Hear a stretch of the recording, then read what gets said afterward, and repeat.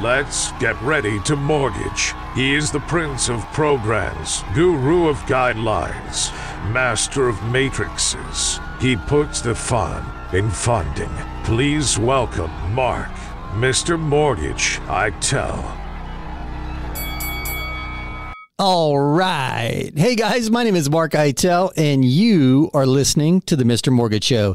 And guys, you are in the right place if you want the data, not the crazy headlines, but the real data, the tips, the tricks, the strategies, all the info that you need, and of course, the answers to your questions, so you can go out and make better real estate and mortgage decisions for you and your family. And man, oh man, what a bundle of news. A lot of it was really encouraging in the world of the economy, real estate, mortgage, interest rates. A lot of information and data was released this week. Almost all of it super, super encouraging. So we're going to dive into all of that. Is 7% the new 5%? We're going to cover that too. And what do I mean by that? We saw activity spikes in 2022 around the 5% interest rate environment, and we're seeing the same thing now around the 7% market. So we're going to dive into that. And is that a trigger point for you to seize the opportunity and make a move in the real estate world of today? So we're going to talk about that. Wow, that was pretty dramatic, right? The real estate world of today. What was that guy's name? Bob Fontaine, or I think La Fontaine, the most amazing movie trailer voice ever. But anyway, we're going to talk about that. We're going to touch on the NAR lawsuit and what does that mean for real estate commissions? Are real estate commissions going the way of the stock brokerage commissions once the E-Trades and most recently Robinhoods of the world entered the marketplace? We can talk about that. I'm getting a lot of questions off the air, so I just want to throw that out there. If you want to talk about it, we'll do our best to keep up. It's still a very fluid situation, but I'm talking to a lot of agents that are very concerned with what the next steps may be. A lot of consumers excited that this may mean that they're not going to have to pay as much commission moving forward. So anyway, we can talk about all of that. We're going to get to your questions. Guys, the show is driven by you. Questions or comments, please call or text 855-462-7292. That is the Anytime Hotline. That number again is 855-462-7292. You can call or text. That is the Anytime Hotline.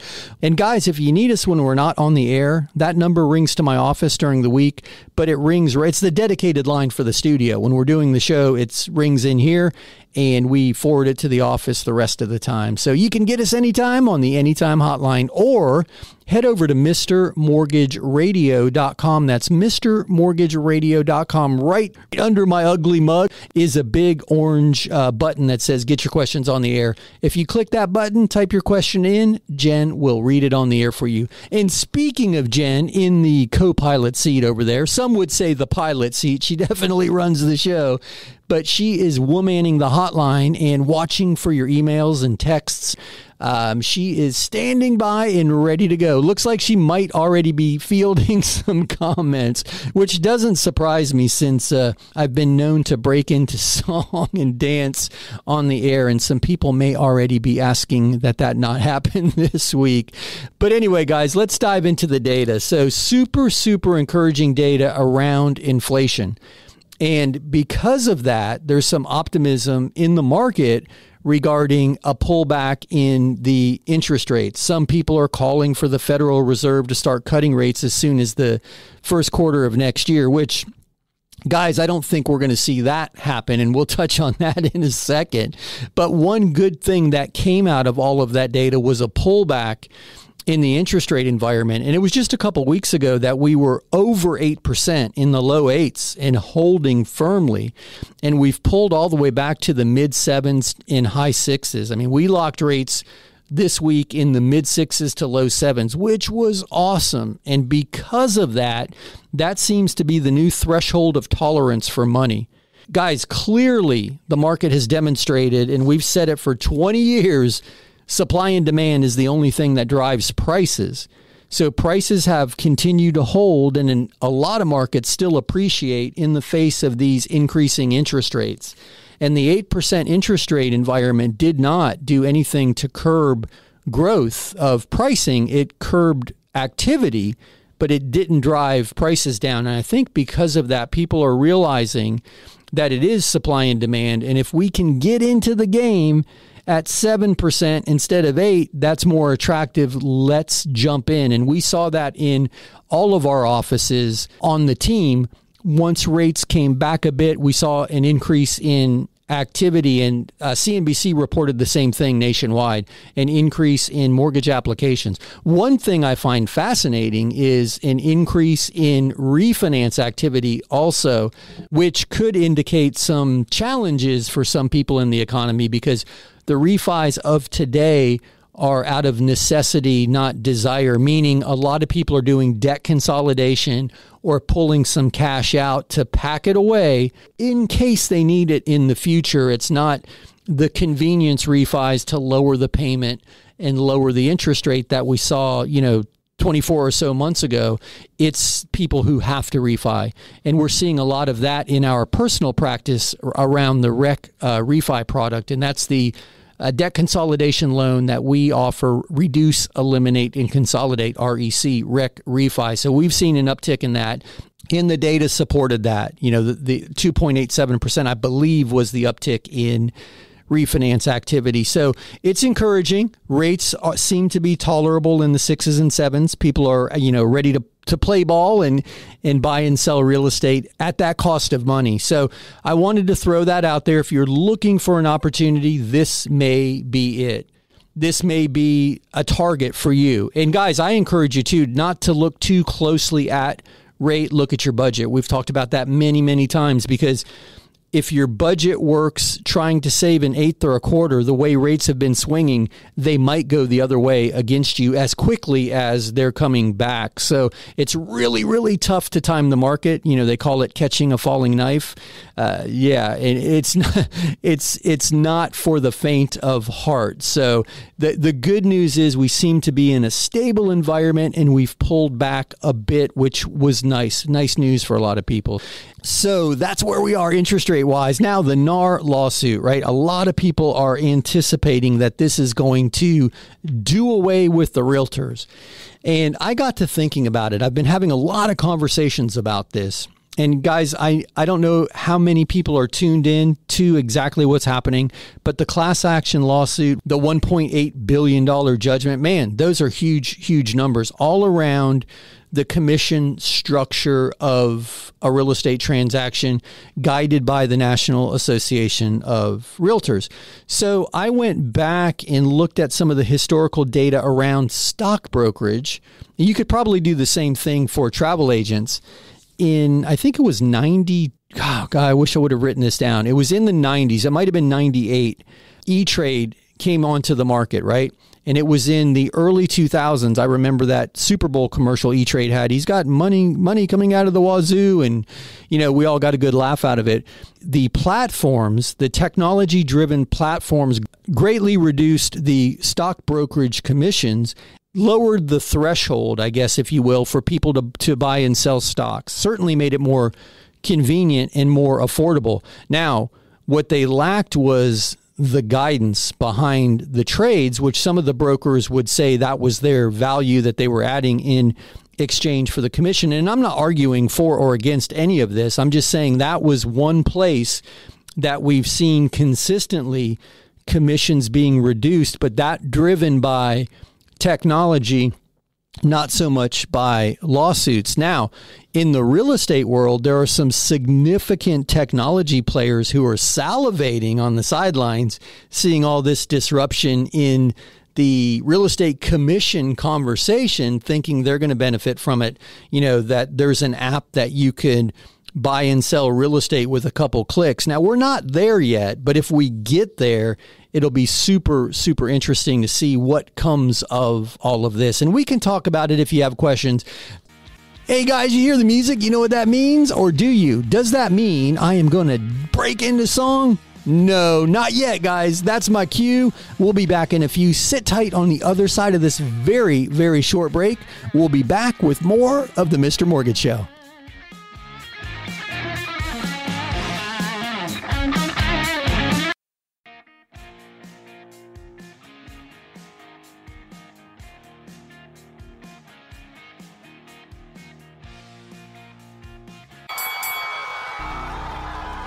Welcome back to the Mr. Mortgage Show. Call us now at 855-462-7292. All right, we are back. My name is Mark Eitel, and you are listening to the Mr. Mortgage Show. And man, we are super, super excited that you're spending a bit of your day with us. Thank you for joining us. If you've got questions or comments, just call or text 855-462-7292. That's 855-462-7292. That is the Anytime Hotline. Jen is womanning the hotline, and she'll get your questions on the air. Or just head over to MrMortgageRadio.com. That's MrMortgageRadio.com. Click that big orange button. You can't miss it unless you're temporarily distracted by my ugly mug there on the intro video. But click that orange button. You can type your questions in there, and Jen will read them on the air for you. And I'm going to dive in just a minute, but I wanted to share this. Guys, a friend of mine, Brian Stevens, over at Mortgage Shots, said something that I thought was brilliant this week. He went back and he was reviewing the data over, I think it was a 20-year period, housing prices, rental prices, and salaries, right? The growth of all of the three of those categories. And to no one's surprise, salaries has not kept up with any inflationary benchmark, certainly not housing, either rental or owning, but it was really very vivid to see it play out over this period of time on the charts. Significant growth in both rental costs and housing prices to anemic growth in income, which is concerning for everybody because it means even the alternative to ownership is super, super expensive and at all-time highs. And here's what he said that just totally blew my mind, because you guys know I geek out on the data each week and we try to make sense of all of this so you have strategies that you can go out and make use of to benefit from in the world of real estate each week. He said, if you were to buy a home today, your mortgage payment will likely never be higher. Think about that for a minute. At these interest rates, everyone believes sometime in the future there'll be an opportunity to refi and lower your rate and lower your payment. So he said one more time, if you were to buy today, your mortgage payment would likely never be higher. However, if you were to rent today, your rental payment would likely never be lower. Now let that sink in for a minute. If you rent today, your rental payment will likely never be lower because historically it's marched up, and he showed the data to support this. So if a mortgage payment and a rental payment start off in a similar range cost-wise each month, then making the purchase makes way more sense because a fixed-rate mortgage has a stable payment, with the exception of the occasional increase in insurance and small incremental increases in taxes. The mortgage payment stays consistent for 30 years, 15 years, whatever the term of the fixed rate is. So I just found that super, super insightful because we get so caught up in, is 7% the trigger point? And I even touched on it in the opening segment. 7 seems to be the new 5, because when we broke past 5, in 2022, we broke past 5, past 6, pulled back to 5, and saw a flurry of activity. Well, we just saw the same thing happen. We broke past 7, broke past 8, pulled back to 7, a flurry of activity. So that's why I said is 7 the new 5. But his point really demonstrated that if rents continue to go up, but mortgage payments stay constant, that it was really, really hard to argue with the data. So I just wanted to share that because I thought that was a really, really good illustration. So with all that out of the way, I know we've kicked an ant pile with a lot of this. So I'm going to toss it over to Jen and get some questions on the air. Hey, Jen, go ahead with the first question. Ken used the website for this. I'm considering a FSBO. I spent decades in the marketing business and know marketing better than 99% of all realtors. What are your opinions about flat fee listing agents just to get it into the MLS? And what's the best way to do a sale contract? I am willing to pay a reasonable percent to a buyer's agent, just don't think any seller's agent does anything much for their percentage. All right, Ken, this is an awesome question. And thank you for using the website. So we're seeing a big uptick in people wanting to go the buy owner route. And some of it is people just like you who don't see the value in agency.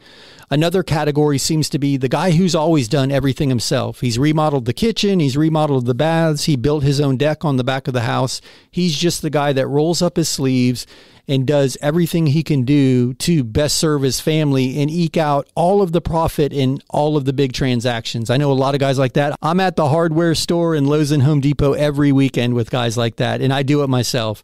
And then lastly, we're seeing a group of people who feel like they didn't get the best representation in the last 2 or 3 years. They were encouraged to pay more than the property was worth. They waived their appraisal. They waived all their contingencies, and now they feel like they kind of got stuck with a pig in a poke, and they're trying to recoup as much of that as possible when they sell it and do that without paying a commission. So great question.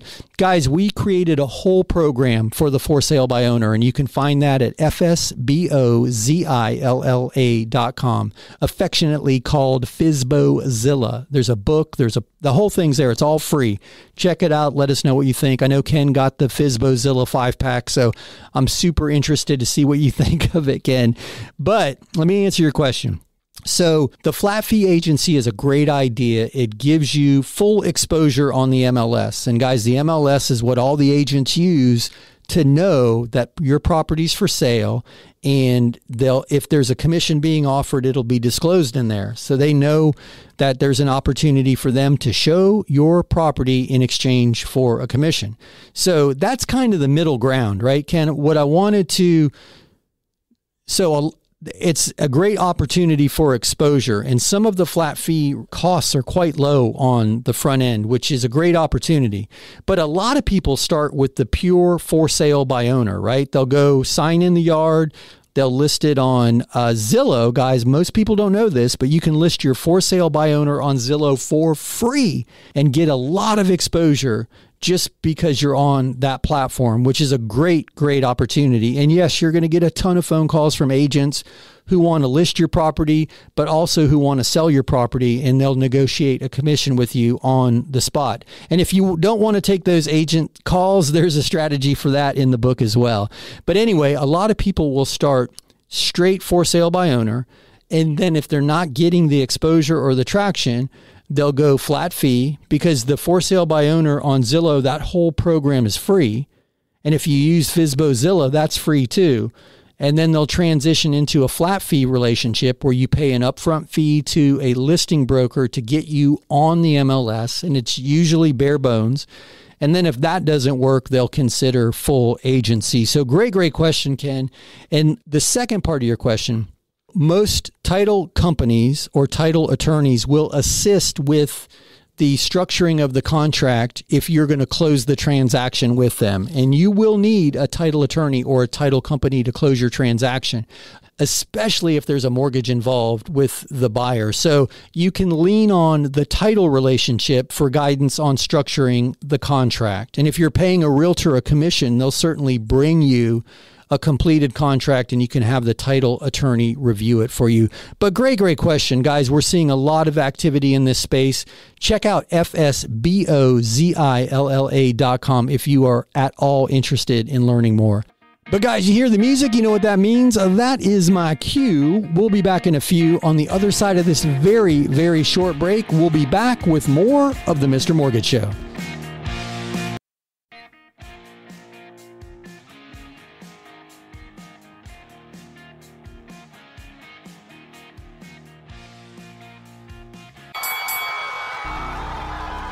Welcome back to the Mr. Mortgage Show. Call us now at 855-462-7292. All right, we are back. My name is Mark Eitel, and you are listening to the Mr. Mortgage Show. Guys, if you have questions or comments, you can get them on the air by calling or texting 855-462-7292. That's 855-462-7292. That is the Anytime Hotline, and Jen is womanning the hotline. She'll get your questions on the air, or you can head over to mrmortgageradio.com. That's mrmortgageradio.com. Right in the middle of the page is a big orange button that says get your questions on the air. Click that button and you can shoot her your questions that way. And guys, we're going to dive right into those questions, but I just wanted to wrap up what we were talking about when we went into that break, which was the whole for sale by owner thing. And I say it all the time. It's not easy, but it's simple if you follow the instructions.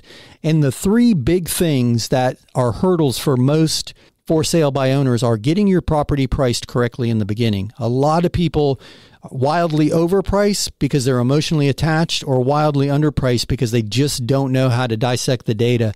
And we've got the free value report that we offer. We use the value report almost daily in our practice, where we're looking at, it's not really a desktop appraisal, but it's way more detailed and accurate than one of those online estimates. So we're happy to give that to you. So you've got a great baseline for structuring a price for your property. And then stranger danger is a real thing. So we've got a program to vet all of the buyers for you, so you're not showing your home. You're not letting anyone in your home that's not been identified or vetted. And then the number one reason that a for sale by owner deal falls apart before closing typically is the financing. You know, how do you know the person is qualified? How do you review the documents? Are you even comfortable asking for the documents?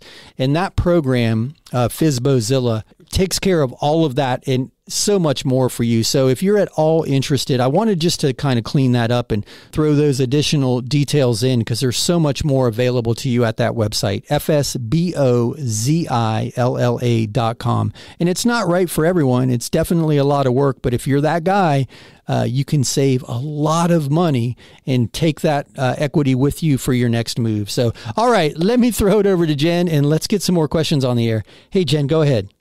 Anna emailed this one. I'd like to buy a new house before I sell the one I currently own. Can I take an equity line for the down payment on the new house? Hey, Anna, that's a great question. You can. Most equity lines are going to have what's called an early termination fee. So you'll want to factor that in. And then you're going to have to qualify for all of the debt, right? You're going to have to qualify for the existing mortgage, for the equity line, and for the new mortgage. Just remember that, because a lot of people don't think about that. They think, well, I'm just going to sell this first house in a couple of months. Why does that count against me? And it does until it's sold. They're going to count that mortgage payment against you. Another strategy is what's called a bridge loan. And you can get a bridge loan against the equity in your property. And you're basically doing the same thing, although you're doing the bridge loan and the mortgage on your purchase with the same lender. And everybody knows it's just a short-term bridge loan. The fees for the bridge loan are greatly reduced, and there's no early termination fee because everyone's aware of what the strategy is. If you go the bridge route, however, you'll want to make sure you're able to sell that property in a 6-month time period. If you can't, they'll often extend you another courtesy 6 months, but it's not something you can hold indefinitely, as you may be able to with an equity line. However, the equity line can only be on your primary residence. So if you were to move to a new primary, that could cause problems and have the equity line called due. But it could work if your strategy is very, very short term and you're able to qualify with all that debt. And there are other strategies to consider as well. There's a company called Ribbon that will essentially allow you to pay cash for the new property until you sell the property you have. And they act like a rich uncle, for lack of a better word. That's one thing to consider. Another thing a lot of people just don't really dive deep enough with their agent into is post-closing occupancy. You could sell your property, have an extended close period. Let's say you close in 60 days instead of 30.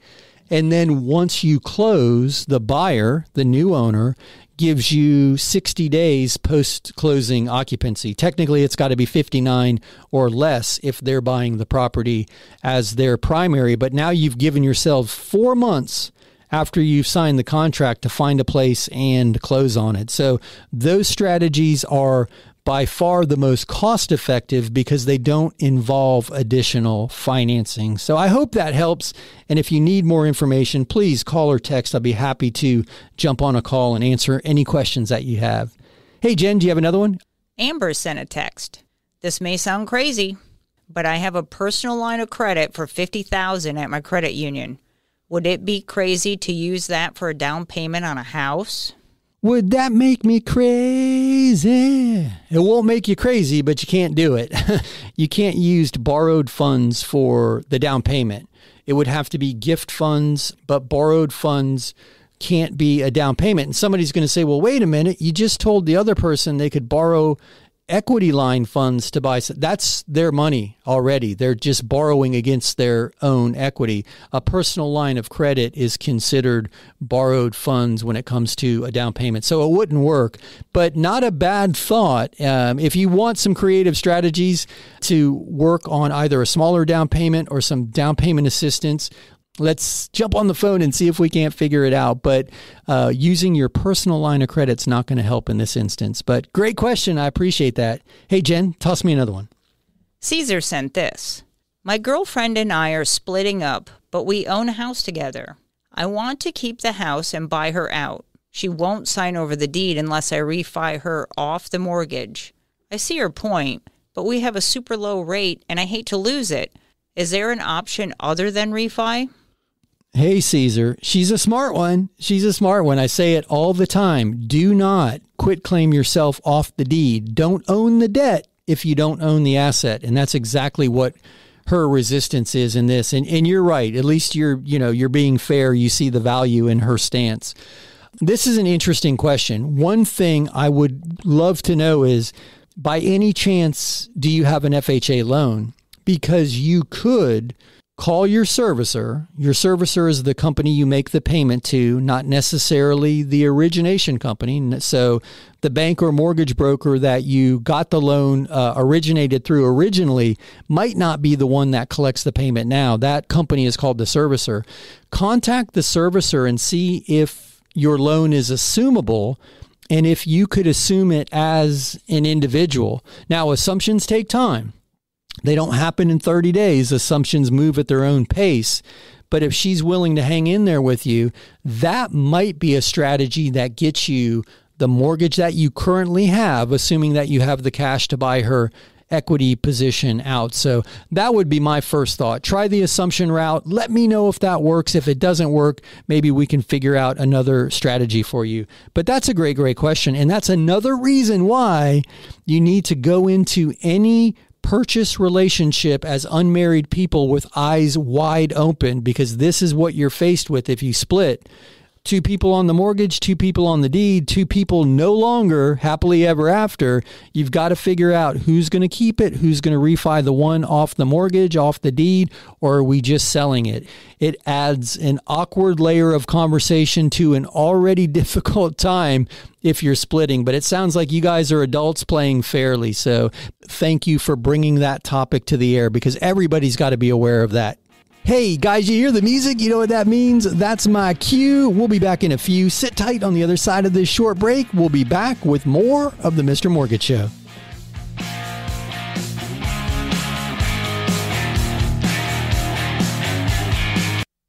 Hey, it's Mark Eitel, host of the Mr. Mortgage Show, and I'm going to interrupt this commercial break to ask you for a favor. If you know any friends, family, coworkers, or the guy in front of you at the grocery line who's talking or thinking about buying or selling or refinancing real estate, I'm hoping I can count on you to help me spread the word, introduce them to me, to the team. You can do that by simply sharing MrMortgageRadio.com. That's MrMortgageRadio.com.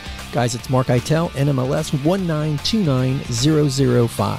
Now, back to the commercials.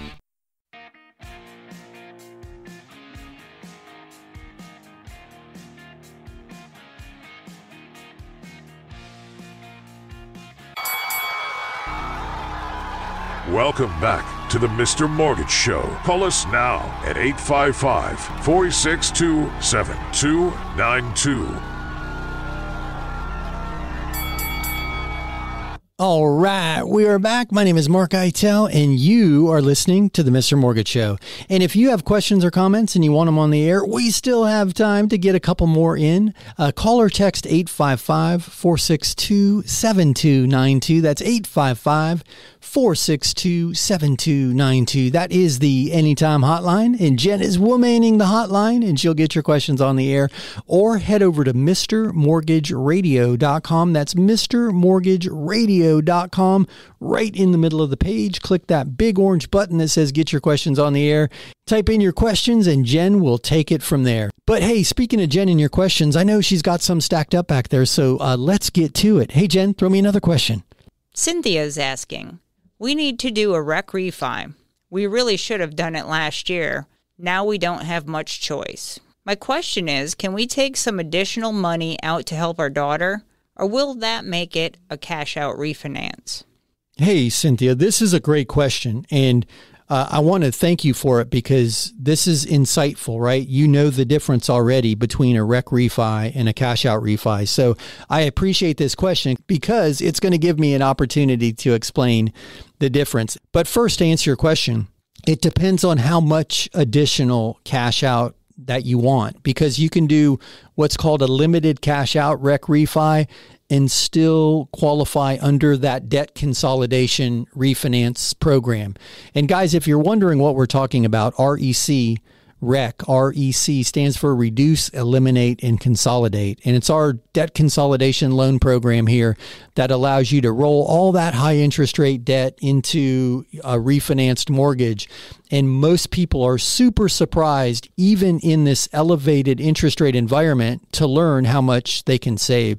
And guys, head over to RECREFI.com. That's REC, REC, refi.com. There's a calculator there. There's no sign up forms, no gotchas. Just play with the calculator and see if it makes sense to you. So to explain the difference, guys, if you're going to take out cash with the refinance, that's one level of risk. So a cash out refi is priced differently than a debt consolidation refi, which is priced differently than a rate and term refi. Now, the rate and term refi is traditionally done just to lower your interest rate. Or in some cases, if you're refinancing an FHA loan into a conventional loan, a rate and term refi could be just to get rid of the mortgage insurance component. So that's rate and term refi. A debt consolidation refi, or the rec refi in our case, is designed to lower your monthly expenses. So putting you in a better cash flow position each month, where the cash out refi is often increasing your monthly outflow. Regardless of what you intend to do with the cash, on paper, you're taking a larger loan and in this environment at a higher interest rate. So your monthly expenses are going up. So there's three different categories and they're priced according to risk. So good on you for knowing the difference between a cash out refi and a rec refi, but just know that you can do a limited cash out rec refi and still get the benefit of that debt consolidation pricing. So I'd love to talk to you more about it, though. It sounds like there's some moving parts that I would need to get my mind around, but great question. I appreciate that. Hey, Jen, can you throw me another question? Ralph sent this through the website. I have an assumable FHA 4% mortgage, but it is only about a third of my probable house sale price of $450,000. Is this any incentive for a buyer? Hey, Ralph, this is a great question. And this is the common challenge with an assumable mortgage in today's environment. So I really, really appreciate you shooting this one over to us via the website. And thank you for doing that. Thank you for checking out the website.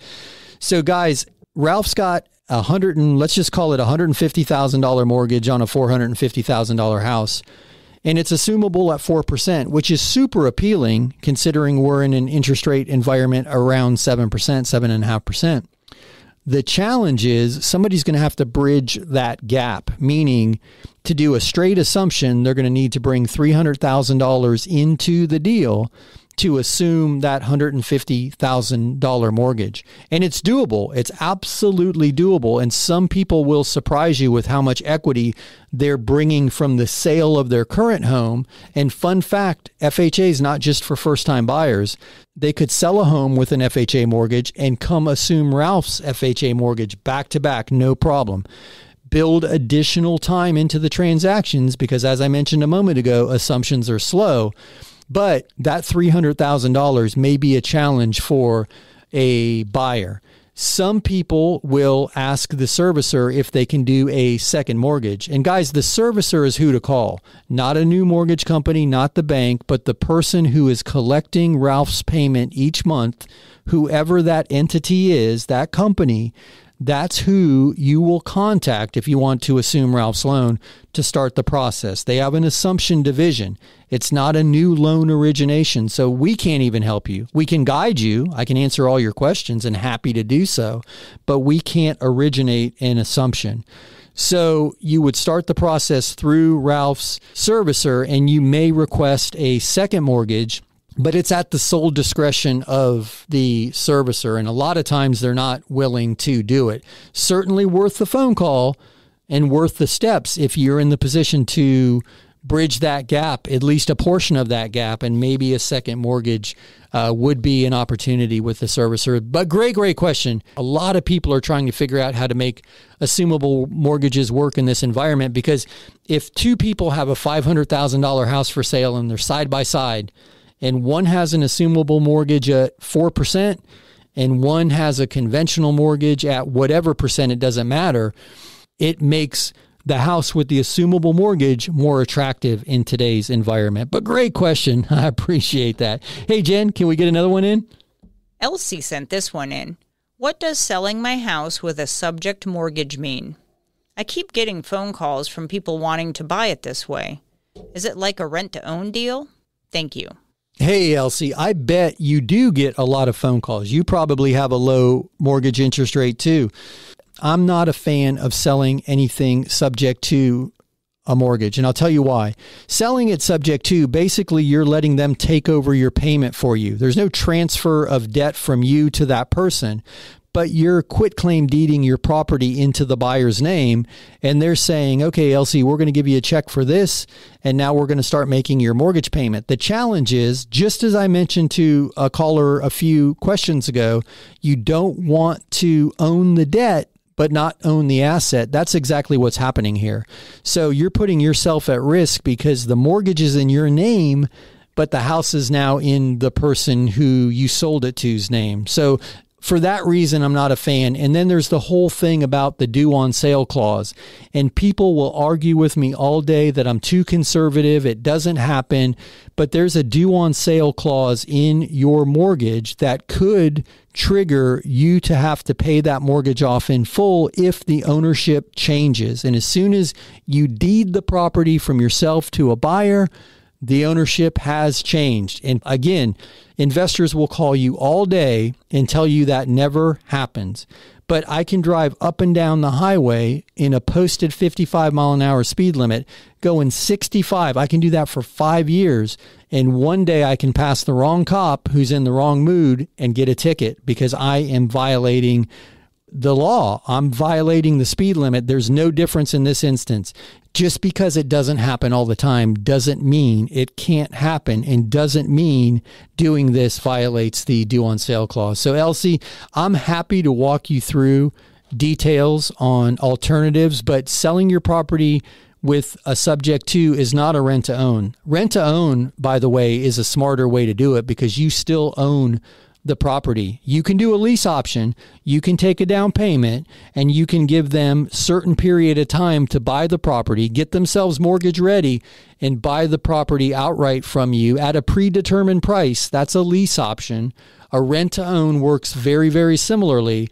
That's much smarter for you as a seller than a subject to arrangement. And that's what it's called, selling subject to.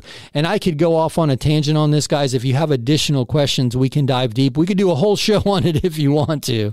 I get wound up, especially because people just don't understand the risk that they're putting themselves in as sellers with this. As a buyer, it's a wonderful opportunity. As a seller, not so much. But anyway, guys, you hear the music. You know what that means? We have wrapped up another week of the Mr. Mortgage Show. Guys, if you need us during the week, check out MrMortgageRadio.com. That's MrMortgageRadio.com. All things in the Mr. Mortgage universe can be found there. We post a bunch of data to the Facebook group.